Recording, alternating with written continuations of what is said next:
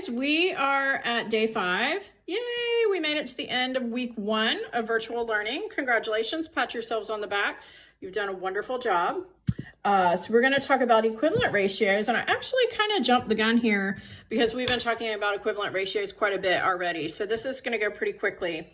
So before we get to today's lesson, let's check your homework from yesterday's lesson. So here are the answers to 1 through 4.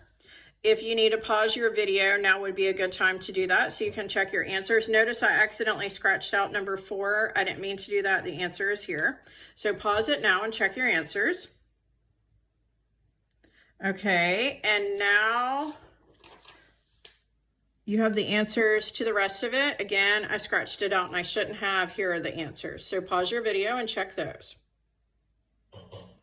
Okay, so now let's get to today's lesson. So today we're talking about equivalent ratios. Don't worry about this dot diagram. We're making a tuna casserole, and you can see the recipe for the tuna casserole is here with all the ingredients. And then on the next page, we have the instructions for making that casserole. So we are going to change the recipe for the casserole. So the first thing they ask us is we want the ratios for the original amounts that the recipe calls for. So what is the ratio of the ounces of soup to the cups of shredded cheese to the cups of pasta? So it called for 10 ounces of soup, 1 cup of shredded cheese, and 3 cups, I believe it was, of pasta. So now we want to triple the recipe. Okay, double the recipe, twice the amount. So maybe we're having a big group over for dinner and we need to make 2 of the casseroles. So in order to do that, we would take each amount and we would double it. Well, what does doubling it mean in math? It means multiplying it by 2. So instead of the 10 ounces of soup that the original recipe called for, we would double that and have 20 ounces of soup. Instead of 1 ounce of cheese, we would have, or 1 cup of cheese, we would have 2. And instead of 3 cups of pasta, we would double that, and we would have 6.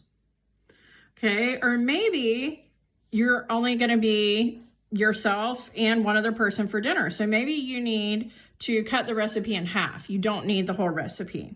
So we would go in the other direction. Cutting something in half is the same as dividing by 2. So we would take the amount of soup, the 10 ounces of soup, and divide that by 2 to just have 5 ounces of soup. The 1 cup of cheese, well, what's half of 1 cup of cheese? Half a cup. And the 3 ounces or 3 cups of pasta, when we cut that in half, would be 1.5 cups of pasta. Okay, don't worry about C and D. So now we're asked what's the ratio of cups of pasta to ounces of tuna. So it's 3 cups of pasta to 6 ounces of tuna. So let's say now they're going to give us the ingredients and ask how many batches we made. So how many batches of casserole would you make if you use the following amounts of ingredients? So instead of using 3 cups of pasta, we're using 9 cups of pasta. So we went from 3 cups of pasta to 9. So what did we do to the amount of pasta? We tripled it. And the same thing is true for the amount of tuna. Instead of 6 ounces of tuna, we use 18. Again, we tripled it. So that means we made 3 batches of the casserole. Okay, what if we had 36 ounces of tuna? So instead of 6, we have 36 ounces of tuna and 18 cups of pasta. Well, what did we do to the amount of pasta and the amount of tuna?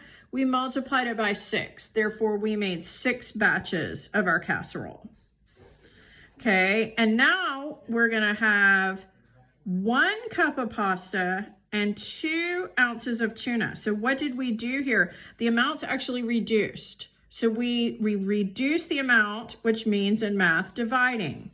So we divided by 3. Instead of 3 cups of pasta, we use 1. Well, how do we go from 3 to 1? We divide by 3. And instead of 6 ounces of tuna, we had 2. Well, how do we go from 6 to 2? We divide by 3. So dividing by 3, remember, is the same as multiplying by 1/3. So we have 1/3 of the recipe. Okay. So don't worry about this next section where it says, are you ready for some more? And now we're actually going to talk about equivalent ratios. So they give us 2 ratios, 5 to 3 and 10 to 6, and they tell us they're equivalent. They ask us, is 15 to 12 equivalent to these? Well, it is not, because if we go from 5 to 15, that means we multiplied by 3, right? 5 times 3 gives us 15.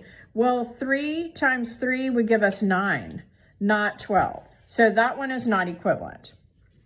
Okay, the next one, 30 to 18, is equivalent, because if you go to the original ratio that they gave us, 5 to 3, and we multiply both parts of the ratio by 6, 5 times 6 is 30, 3 times 6 is 18, then yes, you get that ratio. So yes, they are equivalent.